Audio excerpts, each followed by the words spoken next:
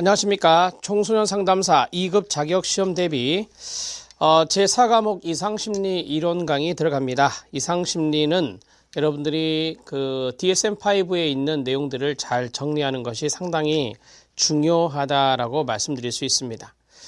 여러분들 교재 제4과목 이상심리의 앞에 목차를 잠깐 보시면 챕터 1, 챕터 2 여기까지만 이상심리의 앞에 좀 기본적인 설명들이 들어있고 그 다음에 챕터 3부터 불안장애 그리고 마지막 17장이죠.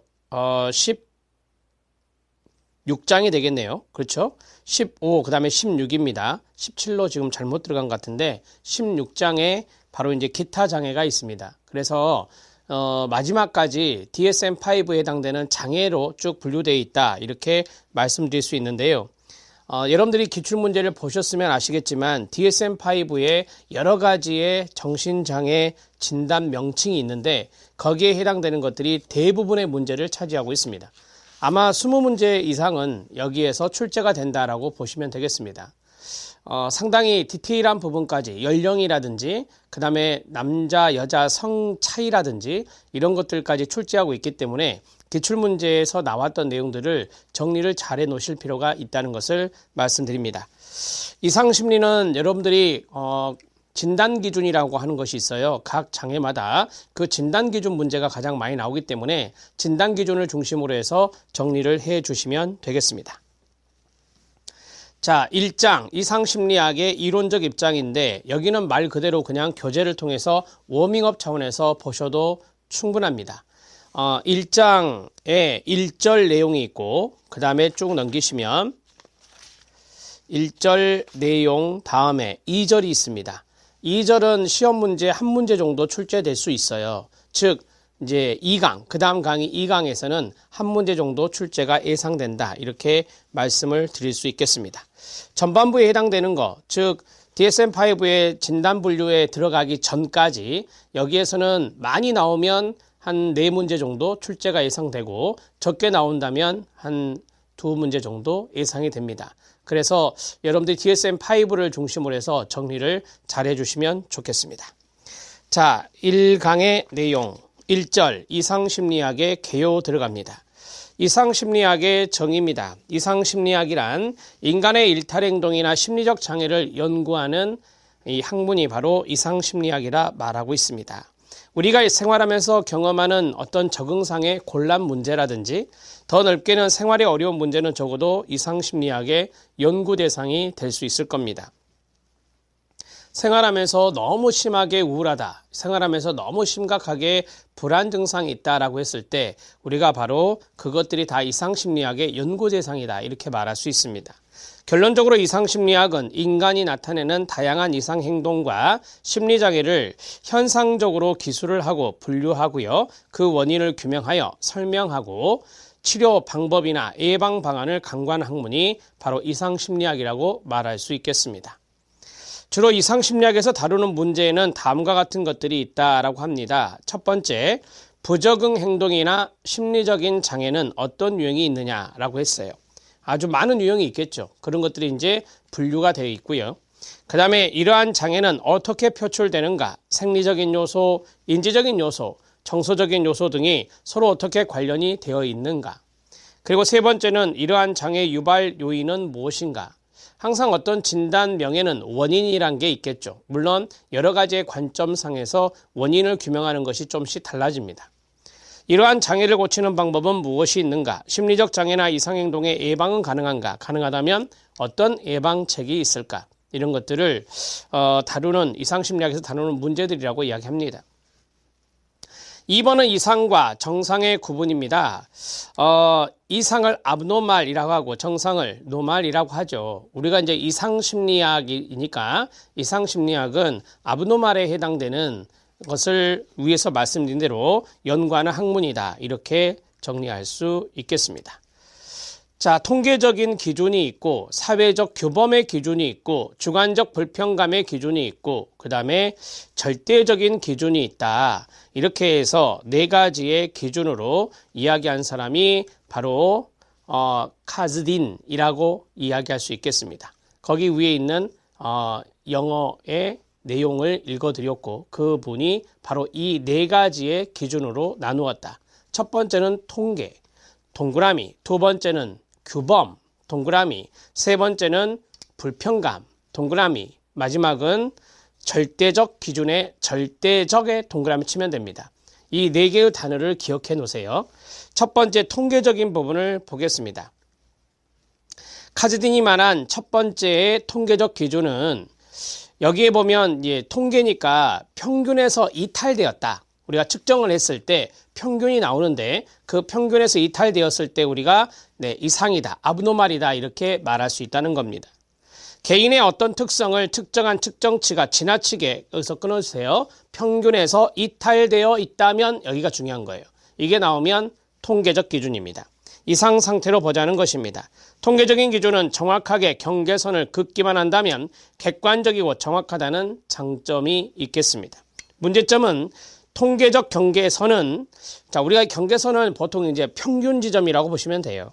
전문가들이 세운 편의상의 경계이므로 어떤 이론적이거나 경험적인 타당한 근거는 없다는 문제점이 있습니다. 어떤 특성이 이상행동과 관련된 것이라도 이탈된 극단치는 양방향적인데 어느 쪽을 이상행동으로 보느냐 하는 문제가 제기될 수 있습니다. 자, 여기에서 이탈된 극단치 이런 것들이 이제 플러스 마이너스 쪽으로 양극단치가 있을 수 있잖아요. 어느 쪽을 이상행동을 볼 것이냐 그러한 것들의 문제가 제기될 수 있다라고 하는 것입니다. 예를 들어서 지능이 극히 우수한 경우 이상행동으로 구분하지 않습니다. 지능이 아주 낮은 경우에는 정신지체 지적장애라고 하잖아요. 그래서 이상행동 범주에 포함시킵니다. 이렇게 볼 때 통계적 기준은 반드시 다른 기준을 필요로 한다는 것을 알 수가 있습니다. 자, 이쪽엔 지능이 가장 높고 이쪽은 지능이 가장 낮아요. 평균 지점으로부터 이탈됐단 말이에요. 그러면 여기도 아브노말이고 여기도 아브노말이어야 되는데 지능이 매우 높은 사람은 아브노말이라고 보지 않는다는 거죠. 그래서 통계적 기준은 반드시 다른 기준을 필요로 한다는 것을 이야기하고 있습니다. 사회적 규범의 기준을 보겠습니다. 만일 어떤 사람이 그가 속한 사회적 규범을 어기는 행동을 한다면 규범 일탈이라고 보시면 돼요. 그는 적응을 못하는 사람이 될 것이며 한 사회의 규범에 적응하지 못하고 일탈된 행동을 하는 경우 이상 아브노말로 본다라고 하는 겁니다. 문제점은 이 기준의 문제점을 보면 문화 상대성에 문제가 될 수 있다는 겁니다. 자, 문화 상대성이라는 것을 여러분들이 많이 아실 겁니다. 여러 다른 사회에서는 서로 다른 사회 규범을 생각할 수가 있죠. 이때 서로 상반되는 규범이 있을 수 있습니다. 어떤 규범을 기준으로 삼을 것인가? 이러한 문제가 발생할 수 있고 또한 규범 자체가 바람직하지 못한 경우도 있을 수 있다는 것입니다. A라는 사회에서는 이 규범상, 사회적 규범상 이게 이상이 되지만 B라는 사회에서는 이 규범이 일탈의 규범이 아니라는 거예요. 이게 문화적 상대주의라고 하잖아요. 여기에서는 이상이 안 되는 수도 있다라고 하는 겁니다. 여기서는 이상적인 행동이 이 사회에서는 이상적인 행동이 안 될 수도 있다. 이러한 것들이 바로 사회적 규범의 기준의 문제점이라 말할 수 있습니다. 주관적 불편감의 기준입니다. 어떤 특성 때문에 개인 스스로가 불편하고 괴롭다면 이를 이상행동으로 보는 것이 주관적 불편감의 기준이라고 말할 수 있습니다. 그대로 이해하시면 되겠죠. 객관적으로는 서로 유사한 상태에 있음에도 한 사람은 유독 그 증상으로 인해 괴로움을 느끼고 다른 사람은 괜찮을 때 우리가 전자의 상태를 이상으로 보자는 것입니다. 절대적인 기준은 어떤 행동 특성이 나타나면 또는 어떤 행동 특성을 나타내면 언제나 이상행동이라고 정의하는 겁니다. 그러니까 절대적인 기준이죠. 그 행동이 나타나면 무조건 이거는 이상이다. 이상행동이다. 이렇게 이야기하는 것이기 때문에 절대적인 기준이라고 이야기하는 겁니다. 자, 네 가지에 대해서 말씀을 드렸습니다. 이 네 가지를 큰 틀에서 보시면 돼요. 통계적인 기준이 있고 사회적 규범의 기준이 있고 주관적 불편감의 기준이 있고 절대적인 기준이라는 것에 의해서 이상과 그 다음에 정상을 구분하고 있구나라고 정리만 해놓으시면 되겠습니다. 참고로 보겠습니다. 정상적이고 건강한 사람의 심리 특성입니다. 그러면 여기 밑에 있는 것들은 abnormal이 아니라 노말에 해당되는 것들이다 이렇게 보시면 되겠죠. 자신이 처한 주변 현실을 정확히 파악하고 인식할 수 있고, 자신의 능력과 심리적 상태를 스스로 자각하고 인식할 수 있고, 그 다음에 자신의 행동을 스스로 조절하고 통제할 수 있고, 있는 그대로의 자기 자신을 수용하여 존중하고, 다른 사람과 친밀한 관계를 맺으며 원만한 인간관계를 이룰 수 있고, 자신의 능력을 생산적이고 효율적으로 발휘할 수 있을 때 우리가 정상적이고 건강한 사람이다 이렇게 말합니다. 자, 세 번째 들어갑니다. 이상심리학의 연구 방법입니다. 이상행동에 대한 객관적인 측정입니다. 이거는 여러분들이 연구방법론의 기초에서도 많이 배우셨고 심리측정평가에 활용해도 나와 있는 부분이기도 합니다. 이상심리학은 인간의 심리적 현상에 대한 객관적인 평가와 측정에서 출발할 수 있습니다.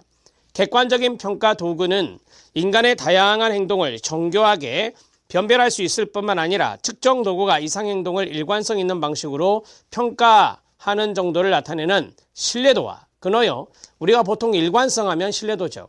측정 도구가 본래 측정하려고 하는 이상행동을 평가하는 정도, 이게 바로 평가하고자 하는 것을 제대로 측정하는 타당도라 합니다. 타당도가 높은 도구를 지칭하는 겁니다. 우리가 객관적인 평가 도구를 다른 말로 무엇이라 합니까? 네, 자기보고식 검사라고 하죠. 자기보고식 검사, 표준화된 검사, 이것은 타당도와 신뢰도가 높다라는 장점이 있습니다. 자, 방법들을 보면 면접을 하는 방법, 행동을 관찰하는 방법, 질문지법, 과제수행법, 심리생리적 측정법, 뇌영상술, 이런 것들이 있습니다. 이런 것들을 통해서 이상행동을 측정할 수 있다는 겁니다. 면접법입니다. 대화나 의사소통을 통해 대면이라고 하죠. 우리가 대면, 사람의 심리적 특징을 알아보는 방법으로서 끊어요 질문과 응답으로 이루어지는 언어적 의사소통을 통해 피면접자, 다른 말로 하면 피험자, 내담자 이런 말을 쓸 수 있겠죠. 피면접자의 언어적 내용, 반응 내용과 방식을 정밀히 분석하고 수량화하는 방법이 면접법입니다. 행동관찰법입니다. 내면적인 심리적 특성이 밖으로 드러난 행동반 동그라미, 행동을 볼 때는 대개 관찰법을 많이 쓴다 하죠. 행동을 잘 관찰하여 특정한 상황에서 개인이 어떤 행동을 하는지를 관찰하여 구체적으로 기술하고 그 빈도나 강도를 수량화하는 방법이 행동관찰법입니다. 질문지법입니다. 질문지법은 말 그대로 질문지를 배포하는 겁니다. 연구자가 묻고자 하는 사항을 문장으로 기술한 문항을 제시합니다. 그 문항을 만들어서 도구로 만들어서 배포해서 받는 것입니다. 제시하고 피검자로 하여금 그 문항에 대해 자신의 상태를 응답하게 하는 방법이 되겠습니다. 이거는 대면적인 방법이 굳이 필요하진 않죠. 그 다음에 과제수행법입니다. 해결해야 될 과제를 줍니다. 그 사람이 그 과제를 얼마나 잘 수행하는지를 보는 것, 말 그대로 과제 수행법입니다. 평가하고자 하는 심리적 특성이 요구되는 과제를 주고 그 과제 수행 반응을 객관적으로 수량화하고 이를 통해 심리적 특성을 평가하는 방법입니다. 그 다음에 심리생리적 측정법입니다. 심리생리적 측정법에서 생리적인 단어가 중요한 단어가 될 수 있습니다. 첫째 줄에 보시면 뇌파부터 가로, 뇌파, 심장박동, 혈압, 근육의 긴장도, 피부, 전기, 저항 반응 등 가로 닫고 이런 것들을 생리적 반응이라 합니다. 그래서 심리생리적 측정법이라고 이야기합니다. 심리적 상태를 평가하기 위해 신체 생리적 변화를 측정하는 것인데요.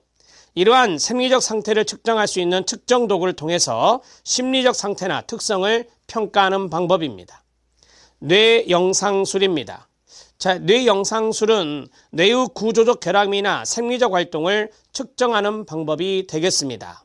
CT 촬영이나 MRI 촬영은 뇌영상술에 해당될 수 있습니다. 자, 그 다음에 이상행동의 원인에 관한 과학적 연구입니다.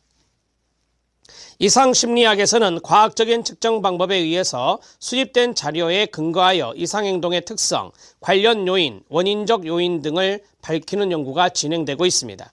이상행동의 원인은 이상행동에 시간적으로 선행하여 존재하면서 원인에 의한 결과가 이상행동이니까요. 이상행동의 증가나 감소에 영향을 미치는 요인을 의미하는 게 바로 이상행동의 원인이 되겠습니다. 연구 방법들 있습니다. 이것도 마찬가지 다른 과목에서 배운 적이 있죠. 사례 연구, 상관 연구, 집단 간 비교 연구, 실험 연구, 종단적 연구가 있습니다. 자, 사례 연구입니다. 이상 행동의 원인과 관련된 요인을 탐색하는 가장 기초적인 연구 방법입니다. 이상 행동을 나타내는 개인의 초점을 맞춥니다. 그래서 대개 사례 연구는 소수의 사례를 심층적으로 분석하는 겁니다. 그 사람에 관한 다양한 정보를 수집하여 기술하는 방법이 되겠습니다. 장점은 개인에 관해 풍부하고 자세한 정보를 제공하기 때문에 이상 행동의 양상이나 발전경이나 영향 요인 등을 정밀하게 분석할 수 있는 게 케이스 스터디, 사례 연구입니다. 단점은 한 개인에 대한 자료에 근거하기 때문에 그 결과를 다른 사람에게 일반화하여 적용하기가 어렵습니다. 즉, 일반화에 한계가 있습니다. 상관 연구입니다. 상관 연구는 어떤 이상 행동을 나타내는 여러 사람들의 특성을 객관적인 평가 도구를 통해 수집을 하고 그러한 자료 간의 관계를 살펴보는 것이 되겠습니다. 여러 사람들의 특성을 보면서 그 특성의 관계가 관련성이 있느냐 없느냐를 보는 게 말 그대로 상관 연구입니다. 상관 연구는 연구를 통해서 조사된 요인들 간의 밀접한 연관성만 동그라미, 이게 바로 상관 연구죠. 이것을 알 수 있지만 인과적 관계와 방향을 확증할 수는 없습니다. 인과관계를 아는 분석은 회귀분석이라고 하잖아요. 상관분석이 아니라 상관분석은 상관연구가 됩니다. 물론 인과관계를 알아보는 회귀분석에도 상관계수를 알아보는 것이 있지만 우리가 인과관계와 상관관계는 명확하게 구분해야 하기 때문에 상관연구라고 했으니 인과관계를 확증하기는 어려울 것입니다. 집단 간 비교 연구입니다. 집단 간 비교 연구는 집단 간이라고 그랬으니까 이 집단과 이 집단을 놓고 두 가지의 집단을 비교할 수 있다. 세 가지의 집단을 비교할 수 있다. 그게 바로 집단 간 비교 연구입니다. 상관 연구와 마찬가지로 이상 행동과 관련된 요인을 탐색할 수 있지만 끊어요. 이상 행동의 요인들 같이 인과관계를 명백히 설명해 주지는 못하므로 원인 규명을 위해서는 치밀하게 설계된 실험적 연구라든지 종단적 연구가 필요합니다. 특히 실험적 연구, 실험 연구가 바로 인과관계 규명에 목적을 두고 있는 연구라고 합니다. 실험 연구가 바로 나오죠. 연구자가 원인적 요인, 즉 독립 변인을 의도적으로 변화시켰을 때 이걸 조작이라고 하죠.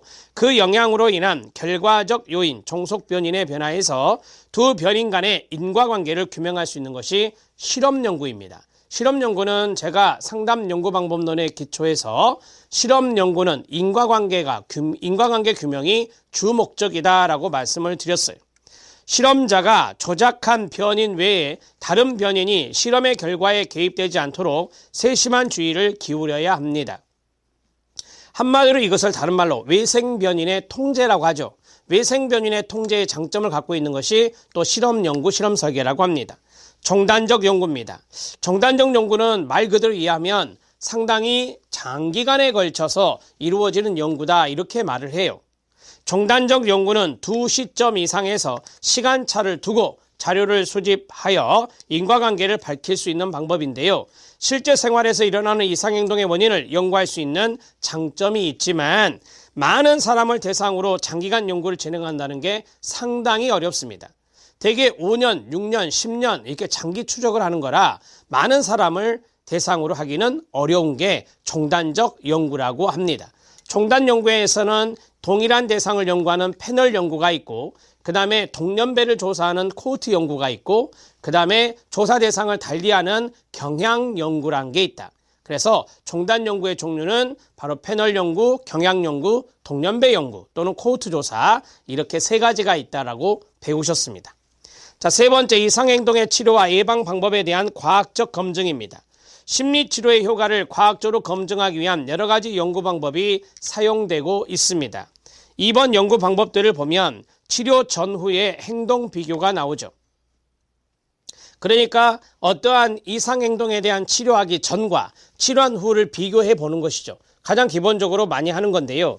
치료 전후의 행동에 변화가 있을 경우에도 그것이 치료에 의한 것인지 시간 경과에 따른 자연적인 회복인지를 변별하기가 쉽지 않습니다.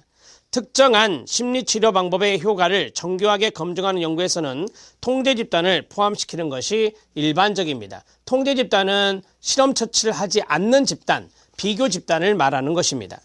그 다음에 동그라미 2번, 서로 다른 치료 방법들의 치료 효과 비교입니다. 그러니까 치료 방법을 여러 가지를 써보는 거죠. 써가지고 거기에서 치료 효과를 비교해 볼 수 있는 방법. 같은 증상의 집단을 두 집단으로 나누어서 다른 치료 방법을 실시하고 나서 치료 전후를 측정하여 어떤 치료가 효과적인지 판단할 수 있는 것입니다. A라는 증상을 보이는 집단을 두 집단으로 나누어요. 그래서 치료 방법을 달리 써보는 거죠. 치료 효과는 치료 직후뿐만 아니라 1개월, 3개월, 1년 후까지 추적하며 증상의 호전 상태를 평가하는 추수 연구도 할 수 있습니다. 단일 사례 연구입니다. 들어보셨죠? 단일 사례 연구 사례수가 1입니다. 한 명의 환자에게 심리치료적 처치를 가하는 조건, 이것을 처치 단계 B라고 하죠.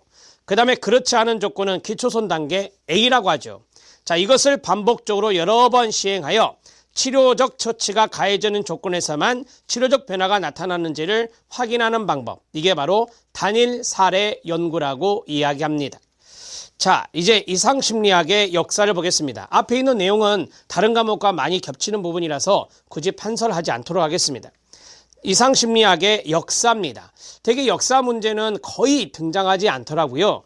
고대 사회 그리스 로마 시대에 서양 중세 이후의 발전, 근대 과학적 접근의 시작, 이런 것들이 이제 시대의 흐름상 통사적으로 역사를 보고자 하는 것입니다.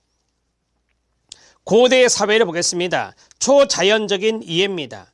고대 원시 사회에서는 동양 서양 구분 없이 정신병을 초자연적인 현상으로 이해를 했습니다. 신의 특별한 계시를 받았다거나 저주를 받았다고 여기거나 귀신이 들렸다라고 했을 때 우리가 이것을 정신병에 걸렸다 이렇게 이야기를 했다는 거죠. 초자연적인 현상으로 여긴 것이 고대 사회에서의 이상심리였습니다. 그리스 로마 시대에서는 이전의 원시 시대에서 이상심리를 초자연적인 힘인 것처럼 봤잖아요. 그것과는 다르게 과학적 입장에서 설명을 했습니다. 이 시기는 신 중심이 아닌 인간 중심의 사회, 헬레니즘이라고 하죠. 인간 중심의 사회였기 때문에 이상심리에 대해서도 신의 형벌이나 초자연적인 힘으로 이야기보다는 과학적인 접근이 가능했던 것입니다. 히포크라테스가 이때 나오는데 히포크라테스의 업적을 보겠습니다. 직접 심리적 장애를 관찰해서 객관적으로 기술하였습니다. 세 번째 보면 최초로 심리적 장애를 분류하게 되는데요. 조증, 우울증, 광증으로 구분하게 됩니다. 그 다음에 2번을 보면 처음으로 이상행동에 대한 신체의학적 또는 생물적 이론을 발전시킨 사람이 히포크라테스입니다. 그래서 히포크라테스의 심리적 장애를 직접 관찰해서 객관적으로 기술했다. 이게 바로 과학적 접근의 시작이라고 말할 수 있습니다. 서양 중세의 귀신론을 보겠습니다. 중세에는 심리적 장애에 대한 과학적 접근 대신에 고대의 미신적인 견해나 귀신론적인 입장이 성행하였습니다. 중세 시대에는 보통 우리가 구가톨릭과 연관된 것이 서양 중세라고 말을 하죠. 이 당시에는 귀신이나 악령이 사람의 삶에 직접 영향을 주는 것으로 보았기 때문에 정신병자를 과학적 입장에서 접근하는 것을 방해하였습니다. 자, 그러면 다시 고대 사회처럼 초자연적인 현상, 귀신 들림이라고 했으니까 그것과 연관되어서 과학적인 접근보다는 서양 중세 때는 귀신론이 등장했다는 것, 그래서 과학적 접근을 방해했다는 것, 그 정도 아시면 됩니다. 중세 이후의 발전입니다. 중세의 마법과 귀신론의 영향으로 정신장애자의 처우는 19세기까지도 동물이나 죄수와 같이 열악하였습니다. 그러나 서서히 인도주의적인 처우와 과학적인 접근이 다시 진전됩니다. 1500년대를 넘어서면서 정신병자의 수용기관이 감옥소와 같은 곳에서 서서히 정신병원이나 요양소로 바뀌게 되었지만 감옥과 다를 바가 없었다고 합니다. 정신병자에게 인간의 처우를 해야 한다고 주장하는 것으로서 유명한 정신과 의사 피넬은 정신병자의 쇠사슬을 제거하고 환자를 재수가 아닌 병자로 보고 친절과 관심을 가지고 치료하자고 주장하기도 하였습니다. 중세 이후의 발전입니다. 중세 이후의 발전 부분은 다시 과학적인 접근에 진전이 일어났다는 것입니다. 자, 다섯 번째는 근대 과학적 접근의 시작입니다. 근대에 동그라미 쳐주시고요. 16세기에 비롯된 인간의 해부학, 생리학에 괄목할 만한 발전에 힘입어서 이상행동에 대한 경험적이면서 자연주의적인 학설이 형성되기 시작합니다. 이 시기에는 모든 이상행동이나 정신병리의 원인을 뇌의 기질적인 병변에서 찾고자 하였습니다. 뇌의 기질적 요인에 의해서 정신질환이 발생한다라고 보기 시작했다는 것입니다. 여섯 번째는 심리학설의 출현입니다. 대개 심리학설에 출현하면 생각나는 사람이 지그문트 프로이드입니다. 정신분석 이론의 최초 학자이죠. 현대 정신사에 큰 영향을 미친 지그문트 프로이트의 정신분석학설이 이상행동에 관한 심리학적인 학설로 제창된 것은 19세기 말의 일이지만 심리학적인 학설이 대두되기까지는 1세기 이상 임상가들의 노력이 밑거름이 되었습니다. 프로이트는 처음으로 신경증의 원인과 치료에 있어서 지그문트 프로이트는 정신과 닥터였습니다. 그리고 이 사람이 대개 무의식적 결정론의 정신역동 이론을 말하면서 신경증에 대한 이야기를 합니다. 뉴로시스, 신경증의 원인과 치료에 있어서 심리적 요인의 중요성을 강조한 사람입니다. 정신분석학에서 제시되고 있는 많은 임상적 추론과 이론적 개념은 이상심리학의 이론과 실제에 막대한 영향을 끼치게 됩니다. 가장 중요한 개념은 대부분의 인간 행동은 앞에서 말씀드렸다시피 무의식적 동기에 의해 결정된다는 무의식의 개념입니다. 환자의 문제를 이해하기 위해서는 환자가 의식하고 있는 범위를 넘어선 무의식적 동기를 밝혀야 한다는 겁니다. 그렇게 해서 자유현상 기법에 의해서 우리가 전이현상이나 저항 이런 것들을 중립적으로 분석하고 해석해주고 그 다음에 환자가 여기에 대한 깨달음, 통찰이 일어날 수 있게 하는 것, 이런 것들이 바로 이제 정신분석 이론에서 나오는 것이고, 이런 것들이 과거 무의식 속에 있는 문제 원인을 찾아내는, 뿌리를 찾아내는 방법이고, 이것을 치료한다 그래서 일명 뿌리치료라고 이야기하는 게 프로이드의 정신분석 치료입니다. 일곱 번째는 이상행동의 측정과 관찰입니다. 기술 정신의학의 발달과 심리검사의 시작입니다. 19세기 후반 기술정신의학의 아버지로 알려진 만큼 정신과적 장애의 진단분류체계에 큰 영향을 미친 사람이 크레펠린입니다. 이 크레펠린은 시험에 출제된 바 있습니다. 거기에 별표 하나 쳐주시고요. 자, 이 크레펠린은 정신질환자의 증상을 관찰하고 정신질환의 유형을 분류하였습니다. 이건 나중에 구체적으로 나올 거예요. 정신의학이 의학의 특수 분야라는 것을 강조했고 정신병을 조울병과 조발성 치매로 분류했는데 이러한 분류는 오늘날 진단분류 체계에서도 상당한 설득력을 갖고 있다고 합니다.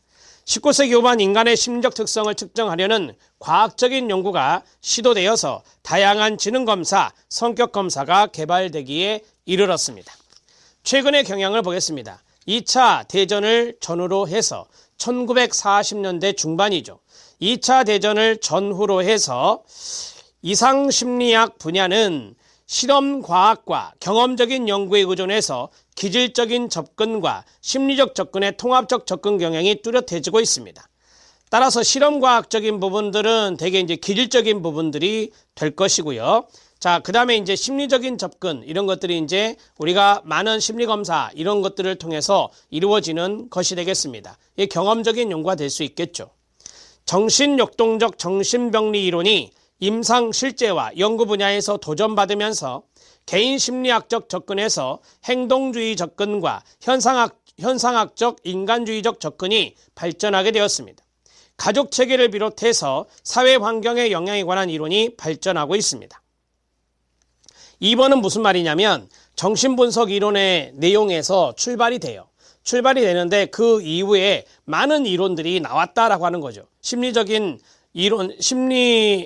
이론이 많은 발전을 이루게 됩니다. 아들레의 개인 심리 이론, 그 다음에 스키너의 행동주의 이론, 그 다음에 로저스의 인간 중심 이론, 그리고 환경을 강조하는 가족 체계라는 말이 있잖아요. 자, 어떤 환자가 있으면 그 가족 체계는 환경적인 요소가 돼요. 그래서 사회 환경적인 측면을 강조하는 체계 이론, 이러한 것들이 쭉 등장하면서 바로 이제 이론적인 진전이 일어난다. 1950년대 향정신약물이 개발되고 대형 정신병원에 장기 수용되었던 정신병 환자들이 외래치료 방향으로 전환이 됩니다. 이것을 탈시설화라고 합니다. 자, 지역사회 접근이 이루어지게 되죠. 그러니까 향정신성 약물이 1950년대 개발되었기 때문에 굳이 병원이나 시설에서 머무를 필요 없이 지역사회로 나와 통원치료, 외래치료가 가능해지는 거예요. 그래서 탈시설화 운동이 일어나고 지역사회 보호에 접근이 강조되는 시점이 왔다라고 하는 거죠. 이러한 추세에 따라 사회 환경과 개인의 상호작용을 강조하는 이론 모형이 형성되고 있습니다. 그게 바로 생태체계 이론 또는 체계 이론이라고 말할 수 있습니다. 자, 최근의 경향까지 쭉 말씀드렸습니다. 최근의 경향은 통합적인 접근이다라고 정리하시면 돼요. 기술적인 접근도 무시할 수 없어요. 자, 그 다음에 심리학적인 접근도 할 필요가 있다. 그래서 기술적인 접근과 심리적 접근, 이런 것들을 같이 아우르는 통합적 접근이 중요하게 되었고, 또한 환자와 환경 간의 상호교류를 강조하는 바로 체계이론이나 생태체계이론이 최근에 많이 대두되어서 지역사회 보호, 지역사회 자원의 연결, 이런 것들을 치료, 예방에 많이 활용하고 있다는 것을 아시면 되겠습니다. 이번 시간은 여기까지 하겠습니다. 제2절은 이상심리학의 이론적 관점인데 이 내용은 다음 시간에 진행하도록 하겠습니다. 첫 스타트를 끊었습니다. 열심히 공부해 주시기 바라고, 이상심리의 주된 내용은 각 정신장애의 진단 기준과 그 다음에 그 진단의 원인이라든지 특징이라든지 그러한 것들이 많이 출제된다고 말씀드렸으니까 뒤에 나와 있는 챕터 3, 여기서부터 여러분들이 정신 바짝 차리고 최선을 다하시면 고득점을 맞을 수 있을 것입니다. 다음 시간에 뵙겠습니다. 수고하셨습니다.